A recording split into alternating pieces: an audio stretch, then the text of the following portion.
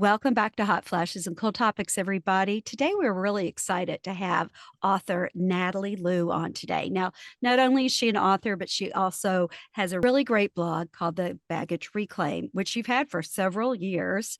And she has just come out with a fantastic book called The Joy of Saying No, a simple plan to stop people pleasing, reclaim boundaries, and say yes to life. So, welcome, Natalie. Thank you for having me, Bridget and Colleen. Well, this book really came at a great time. I was just discussing with Colleen last week how I needed to say no to something that I had said yes to. And you pointed it out in your book because it's making me anxious. Every time I need to do this, I can get that feeling in me that I'm like, oh, why did I say yes to this? And it's like a monthly thing. Once a month, I have to do something. And I'm like, oh no. So this book couldn't have come at a better time. So thank you for writing it. Why do you think that we are conditioned in society that no is a bad word? We shouldn't say no, we should say yes, especially for women. I think we've been socialized and conditioned into this. I mean, we have to remember as women, and I mean, we all as humans, we are raised in a patriarchal system, but obviously women are the ones who feel the brunt end of that. We have had societal messaging, which has come down the ages and sort of being perpetuated and reinforced that a woman exists to give, to meet other people's needs, to sacrifice herself. A good woman does certain things and she doesn't do other things. So it starts out when we are young girls and it's like, well, be meek, be mild, be sweet, be kind, don't make waves, help out, don't be selfish, don't be rude. And it's don't be slutty, don't get a reputation. How are you going to get a man to choose you? Because obviously, if we're going back, a few decades, it would always be in the focus on, your hetero relationships. How are you going to get a man to choose you if you have a reputation or if you're not doing all the right things? Let me teach you these things so that you are wifely material, sort of when you grow up. I think as well, women have less margin to say no. Men are not penalized to anywhere near to the same extent for saying no as women are. So for women, we have had messages starting out from when we're very young that saying no can make you unsafe.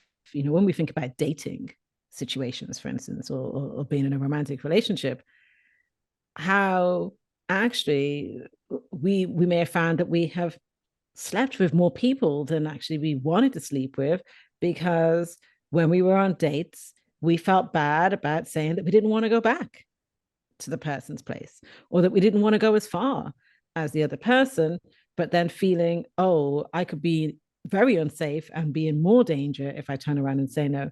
But I think if we look at the wider context of this, something I say in the book is that we were all raised, if we're not a child right now, during the age of obedience.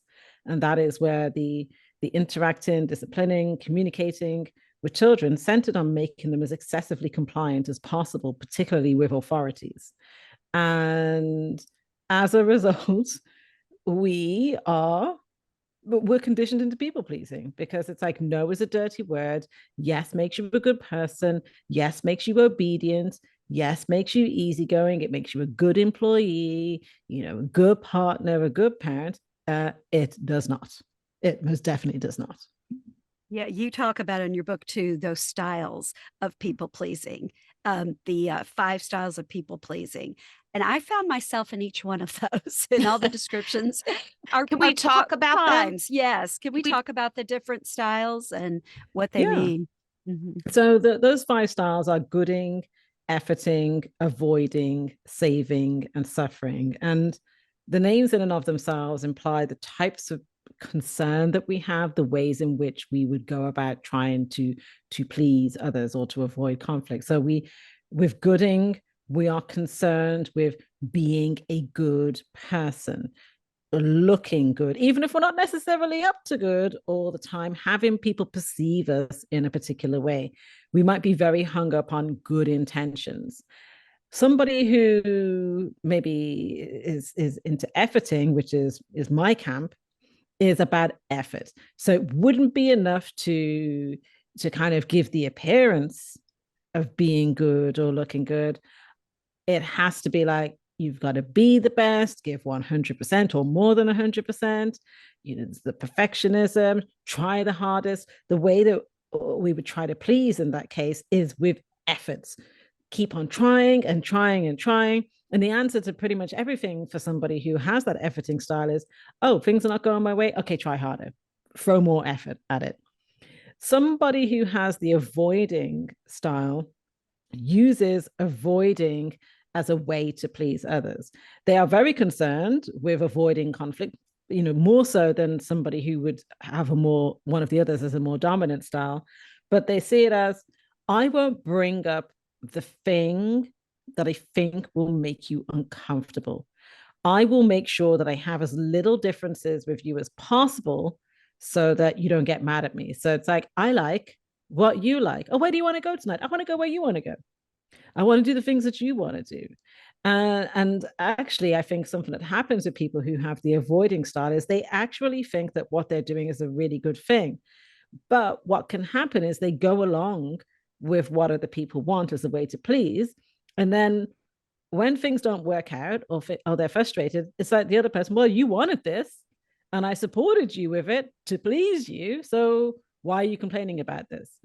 Somebody who has the saving style is, you know, they are helpers, fixers, rescuers, saviors of this world. They sacrifice themselves. They see themselves as being really good givers, but not only are they overgivers, but there's an overgiving is given without boundaries. But I think that the saving and the helping and the fixing and the rescuing they need to feel needed. And what they don't often acknowledge, like any people pleaser, is they do things on some level expecting to get something back. Whether it is that the person will love them or stay, or that the person will never criticize them or have conflict with them. And last but not least, the suffering style is really this sort of mentality of, the more you suffer, the better it makes you as a person. I bleed for you. And it's like, how much can I bust up my boundaries for you? And something I say in the book is, it may well be that, yeah, you particularly identify with one particular style. I've heard from a number of people where, I mean, I can see myself at different points in my life where I would definitely have been the others, one more so than the other. I would say my dominant style is efforting. And then there's definitely been the gooding, for sure, you know, the quintessential good girl. And there's been a dash of avoiding and saving in there as well.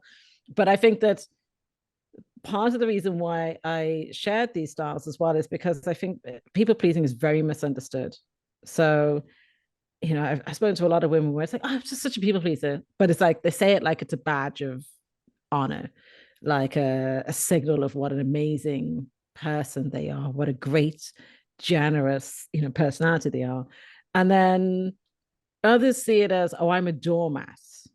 And it's like, no, it's a misappropriation of our good qualities. We do good things a lot of the time, but for the wrong reasons. Or we go about doing things in a way that it just has no care, no regard for our well-being in the mix.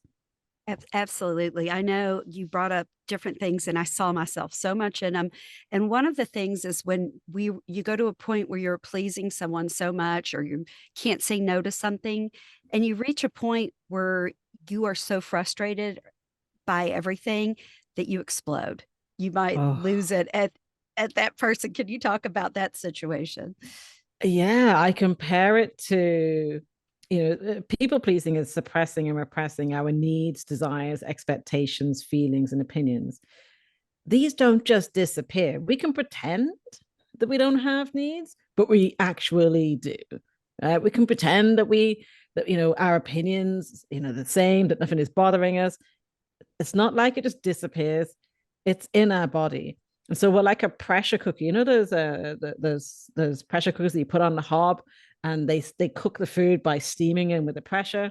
So we become like that, but where it's left on the hob for too long, at some point, it is a guarantee that we are going to blow. So we're either going to implode, where the explosion sort of happens internally. And so that can be breakdown, burnout, some form of illness, just the collapse of self almost. Or it can be exploding, where we unleash. And it can often be that the thing, the event, the person that tips us over the edge into that explosion, it might not even be the worst thing that we've necessarily experienced, but all of that pent up resentment, frustration, tension, the neglect of the self eventually causes an explosion. And what's interesting is often a people pleaser will unleash, and they will then feel ashamed, and then it'll be like, see, this is why I don't talk about my feelings. This is why I don't bring things up, because look what happens. And it's like, actually, no. And you're going to miss the point here, because what will happen is you're like, oh, you're judging like how you exploded, but you wouldn't explode if you were consistently being yourself, which means, taking care of your needs, expressing your feelings and thoughts, taking care of yourself. So when someone reaches that point where either anger, guilt, resentment just reaches the boiling point, and they've decided, okay, it's time for me to start learning how to say no. Where Mhm. do they begin? Because everyone in your life is used to you saying yes. And how do you pick and Mm. choose where to start? Do you start small and saying small no's, or do you start big and say, I'm not doing anything for a while? so it all depends on what's going on. So when it comes off the back of where you're sort of in that implode, explode situation, what I call sort of an eruption in your life, that tends to cause you to have a hard stop. So, I've heard from a lot of women, and in fact, I'll take an example of a friend of mine who went on she was always busy, busy, busy. Yes, for PTA, yes to extended family, yes to everything and everyone. She goes away on a summer holiday, they're away on a cruise. She starts to feel a bit funny, while she's away. She goes to see the doctor on the cruise. They were like, oh, you've got, I think it was a boil or something like that. She gets home. She ends up being laid up for a year, in and out of the doctors, having treatment for this. And she said, well, at this point, we used to do like a radio show together. And she said, in that year, she had a lot of time to think to herself about all the conversations that we had had about people pleasing. And she realized how so many people around her were dependent on her saying yes. They were just used to her saying yes. And that it had taken being dramatically like slowed down to finally put her in the position of saying, actually, no, I can't. Like, it's like, oh, I have a justification now. I'm laid up in bed. And so I think that depending on if you've had that sort of eruption where you've had burnout or some sort of stress related illness, or, you're sort of feeling incapacitated for whatever reason, you will find that at that point, it's like, what do I need to start saying? Like it's almost like it's very difficult for you to be saying yes to much at that point. So you're forced into it by necessity of the situation. Generally speaking, I say to people, if you're not in that place, generally I would say don't start big unless you absolutely have to, as in the situation there and then calls for it. Because I find that a lot of people get quite triggered by that, where it's such a buildup around the saying of no that then the sort of the body response afterwards sort of sends them into a panic. Whereas starting small and building up gives them a chance to realize, oh, I feel okay. The sky is still up in the sky. The world is still turning. But it also gives them a sense of how they feel. I think for anyone listening who's thinking, okay, well, like, where do I start with this? Get to know your pleaser. That's the first step I say in the book, which is get a sense of how are you spending your yeses, nos, and maybes over the course of a week. Who's getting that? What are you investing that into? But also starting to notice where those people pleaser feelings are showing up: the anxiety, resentment, guilt, overwhelm, feeling overloaded, frustrated, irritated, low, depressed, helpless. Notice where those feelings are showing up, because that's giving you a clue about how you're going around spending your bandwidth, as well as that yes, no, and maybe. I think then as well, you can't change what you don't know. And that's part of the reason why I encourage people to do that. And by observing their week, the average people pleaser gets to slow down even just a little bit in a way that they wouldn't ordinarily, because the average people pleaser is saying yes without even skipping a beat. They don't even think of, how does this feel in my body? Do I want to? What did I think of this? Do I have the bandwidth to do this? What's my schedule like right now? It's yes first, and then afterwards they consider the impact, like the meaning and the consequences of saying yes. I've heard from a lot of women who be like, yeah, I'm like, yeah, sure, I'll come along to that thing. I'll do that thing. And as the words are coming out of their mouth, internally they're going, oh my gosh, how am I going to find the time to do this? Why are they asking me? Or, but how am I going to get out of this? Like, they're already plotting, like, in their head. And so things to look out for that I think are also very helpful is notice your why. So pay attention to when you're saying yes to stuff, why are you saying that? And if that why is really not very loving of you, and it's trying to avoid something or control something, you know that your people pleaser is in the house. If you're having those thoughts of, well, you've said yes, but in your head you're going, oh my gosh, you're so pathetic. Why did you turn around and say yes? Or, oh, if I don't say yes, then people are going to judge me. Or you're raging and angry with people inside your head. Boom, you've been people pleasing. And it is also noticing those people pleaser feelings. It's the more you can pay attention to the why, your thoughts, and your people pleaser feelings, is the more you will get to know yourself. And then you will see where you can start to say no. Right. Like, you had the 6 steps for finding the joy in saying no. And you talk a lot about bandwidth, and you talk about the baggage that you carry around. And there is one phrase, and it's slipping my mind right now, that you put in the book that you can always say. Like, you're kind of stuck at that point and someone asks you to do something. And you said, and now I can't think of what the word was this was. when I was talking about the let me get back to you? Yes, that's it. Let me get back to you. That's let me wonderful. get back to you. Yes, yes. Yeah, a lot of people pleasers, it's, as I said, that almost automatic, if not automatic. Yeah, sure. Yeah, no problem. Yeah, I'm on it.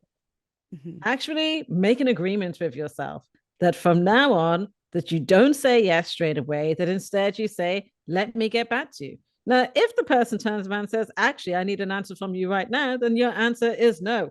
Because if you don't give me time to check in with myself, to consider my bandwidth, I don't feel that I have to turn around and say yes to you. I'm writing that down right now, because you can see I'd even forgotten it. And I'm like, I'd forgotten it because you're a people pleaser so much that I had forgotten even what the phrase was. So just that, because that was fantastic. You talk about 4 steps to help you have an assertive response, just to play off, let me get back to you. To when you recognize that you need to say no. Can we talk a little bit about that? Like, the first one, you say, work out what you want to do versus what you think the other person expects of you, or any generalized obligation. Yeah, so this is actually critical in distinguishing between whether is it a desire or an obligation.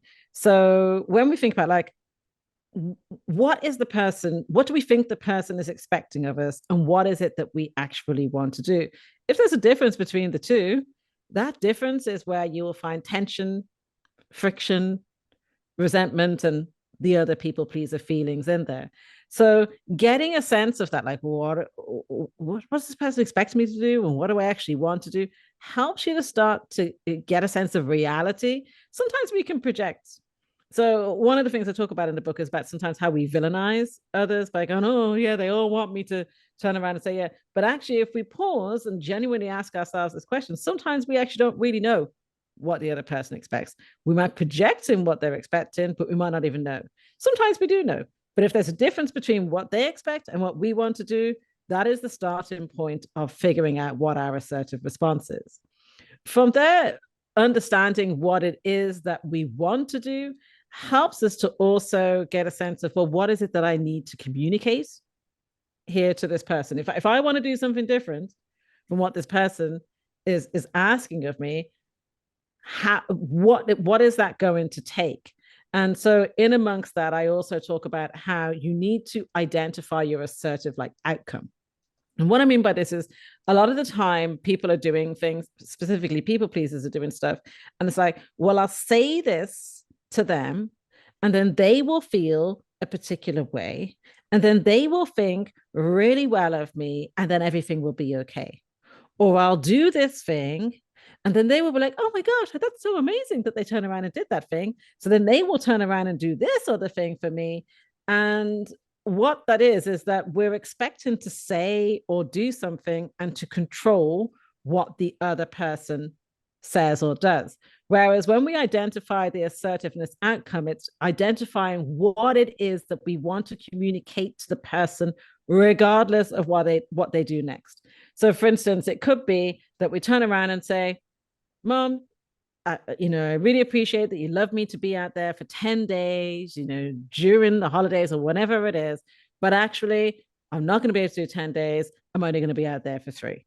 And that is the assertiveness outcome, not having our parent turn around and tell us that we're an amazing person. It's that we actually communicated what our position is and what it is that we can or cannot do. So you've kind of mentioned, regardless of what their response is, can we talk about pushback? Because you're going to get pushback from people who you usually say yes to. Absolutely. So I think one of the reasons why a lot of people feel uncomfortable about having boundaries, saying no, which includes expressing our limits and communicating actually who we are and what we do want, is the pushback bit. There's a part of them that really, in a way, hopes that you could just sort of say or do something once, and that people go, oh my gosh, thank you so much for telling me that. I never knew before. Okay, from now on, I know what the boundary is with this, and you're never going to have a problem about it again. And we all know that is not what happens. And so for a lot of people, they see it as, if the person isn't all singing and all dancing, if they perceive any level of discomfort, any sort of what they, I guess, tension or even anger, pushback from the person, well, it must mean that our no is wrong. First of all, no one is entitled to our yes. However, if we have been in the habit of saying yes, there are certain people, I call them almost your people-pleasing entourage, people who are very used to benefiting from you basically never saying no. They're going to be surprised. Most of them are going to be surprised when you turn around and say yes. That does not make it wrong. Some of them are going to push back because they think, oh, if I push back a bit, you're going to back off. The thing is that if you back off from that, you're not going to end up communicating your boundary. So I'll give an example of me. I communicated, I would communicate a boundary about something, for instance, to family who really, they love a bit of pushback, my family. So if I took their pushback to mean, oh gosh, I definitely shouldn't try this again, I wouldn't have tried to have healthier boundaries. But instead, what I did is I still went and did exactly the same thing next time. And with most of them, they didn't even react the next time around. But I wouldn't have known that if I didn't basically avoid taking it too personally. And instead, I still went ahead and had to go with that. Now, I think also that some people can feel threatened by you being more assertive because they're like, oh, you don't want to say yes as much. Did I do something wrong? Are you judging me now? Do you think you're better than me? Now, some people's insecurities come into it. I've heard this from people even about, and I imagine that you would have talked before on your show about this, but about how they lose weight. And they're happy with their change in diet, and but instead they have family who are like angry with them about it. That's a very classic example of a people pleasing situation where you're getting pushback for saying no to something that doesn't work for you, but other people are like feeling threatened by the change in the dynamic or how they think that you're evolving. So try to, obviously there are some people that when they push back on you, it becomes very, very clear that your no was overdue. That is something that can become very clear in this. There are some people who might be like, oh, well, can't you? But then you turn around and say, no, seriously, I can't, and they'll drop it. But I think if you're getting pushback and it's pretty persistent, it might even be somewhat aggressive, it's telling you some about the dynamic of your relationship, that it was very reliant on you saying yes. And it's telling you actually that your no was very overdue. So rather than being like, oh, I'm getting this pushback because my no is wrong, it's more like, oh, I'm getting this pushback because this person is not used to me saying no. This person has got too used to me saying yes. And then you can distance yourself from it a little bit where you're still going to feel annoyed with them. You will. It's the human nature. But you can be like, oh, this is their stuff, not mine. How people respond to your no is about their baggage around no. Bear in mind, we are all raised in a society that teaches all of us to some degree to be a people pleaser. So that we all have a level of discomfort with no. If we stop personalizing it so much, where it's like, oh, they said no to me. That must mean that I'm a bad person, or oh, they didn't react that well. I must have done something wrong. If we start to recognize that everybody has a long-standing history, a personal history with no, we realize how they're responding to us is not about us, and so then we can hold our ground a bit more. But it is a work in progress. Don't expect the ticker parade, the trumpets, the angels, the clouds parting, people to pat you on the back. See it as a work in progress. Keep going, because then if you do it once, people don't know what to make of you. If you keep showing up consistently, if you keep saying no in that way, people start to know where they stand with you. They realize it's not a blip. You know, that Colleen, I was going right there to talk about the reaction to people's, when you say no, the reaction that people have to you when you say that no. And I have found just through growth and just growing, just getting older, that I have changed. I probably used to be the type that was offended if I wanted to go somewhere and someone said, no, I don't want to go. Now I have, like, I don't know if it's with age, turned this corner of being like, hey, that's fine. That's great. And then it also makes me feel like, oh, I can do that. I can say no like that. And it's not a big deal. And they're not mad at me. I have found that to be the Yeah. case. Yes. Yeah, absolutely. I think sometimes when we feel funny about other people saying no, it's because it's reflecting something back to us that we feel uncomfortable with. It's like, hold on a second. I would just like suck it up and go along with it. How come they're not sucking it up? And I do think, I'm 45, I'll be 46 in the summer, and I have just reached a stage in my life. I'm tired. Yes. I've been a daughter, girlfriend, partner, wife, mother, I work for myself. And then you go through perimenopause, and I talk to other friends and they're in perimenopause, or some have gone through menopause and are on the other side. Women, we spend our lives being all the things to everybody else. And we think that sacrificing is like the job of a woman. So, of course, when somebody else is not prepared to sacrifice themselves in the same way that we will sometimes get offended about it. But then I think as time goes on, we suddenly realize, what on earth am I doing? And also that when people turn around and go, I can't do that, we're like, yeah, okay, then. Yeah. Fine by me. I always think, my goal is not to have people say about me when I pass that she was a saint. That's not my goal. I don't need Yeah. to be a saint. So Yeah. I yes. love that. I love that. Yeah. And I do think as we get older, we just don't care as much about what other people think of us.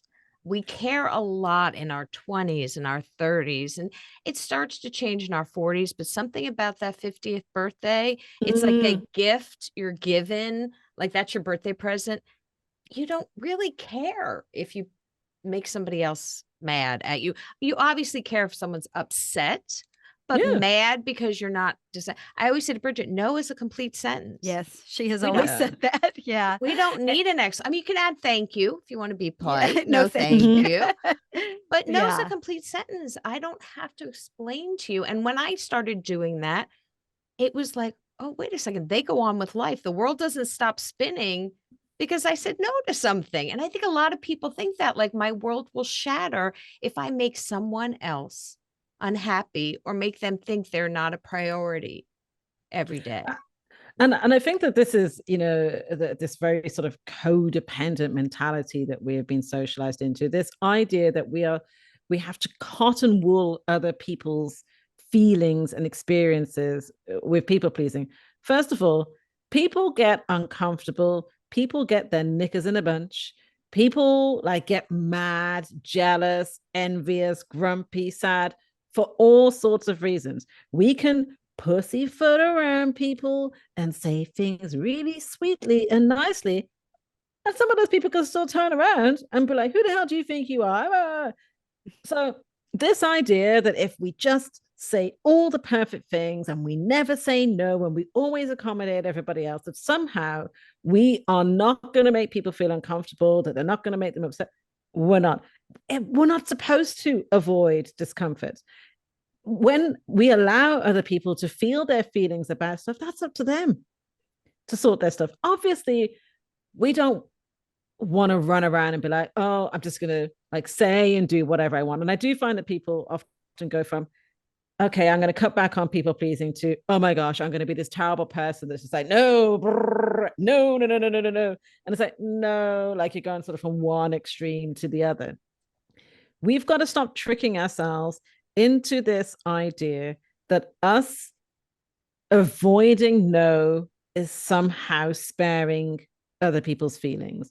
Because first of all, only shady people are happy for you to do stuff from a place of like obligation, feeling bad about yourself, guilt, that type of thing. Most of our loved ones, if we turn around and said, actually, the reason why I turned around and I said yes to that was because I was afraid you'd get mad at me. I was afraid you'd abandon me. I was afraid you'd get judged. Most of them would be like, whoa, whoa. I hate to think that that is actually the reason why you turned around and said yes to me in the first place. So most people, not all, but most people don't want you doing things from a place of making yourself feel bad. The other thing is that most people also don't like to feel that you are people pleasing is essentially being dishonest with people about who you are. We're told it's not a good idea to lie. Like it's good to be honest, but actually we're also told that it's good to be honest as long as you're not going to say something that might offend or hurt or put, people sort of, out of place as such. And so we have these conflicting messages. And the people around us, they don't realize that they're not getting the real us, that we're telling them what we think they want to hear. And that sometimes, and this is the thing that people pleasers feel really uncomfortable with, we're doing stuff because of what we think we're going to get back in return. And when we can be honest about that, oh, I'm people pleasing, because then I'm thinking, well, why would they leave? I'm pleasing them all the time, so why would they leave? Or they can't criticize me if I've sacrificed all my needs and I've tried to please them that way. Why would you leave? Why would you choose somebody else? Over the years, I've heard from a lot of women who thought that being, a girlfriend, a partner, a spouse in a relationship, they would be like, oh yeah, like I wash and I cook and I clean and I chauffeur like their kids and I do the gardening and sometimes I do some DIY. And like, you can pay for that stuff on like TaskRabbit and like all of that Yeah. other stuff. That's not being in like showing up intimately in a relationship. And so often we use these things to try to please, to be of service. And we think, oh, that's just what that person needs. And then we feel rejected when they turn around and they say that they want somebody else. Yeah. So I mean, we have to realize if we can't be sort of chronically people pleasing and have intimacy in our relationships at the same time. We can't. So ironically, the less we people please is the more intimate our relationships are, because people are getting the real us. Nobody agrees with everybody all the time. Nobody always wants the same thing. Even if you think that your partner, your spouse is the best thing since sliced bread, you don't agree with them all the time. Why pretend that you do? absolutely. And then it's more authentic, and then you're on to just a really great relationship. Yeah. I really, Bridget and I suggest you guys get a copy of this book, The Joy of Saying No, a simple plan to stop people pleasing, reclaim boundaries, and say yes to the life you want. Thank you so much, Natalie, for coming on the show today. We appreciate it. Thank you so much for having me. I appreciate you both. Oh, and thanks for saying yes to the interview.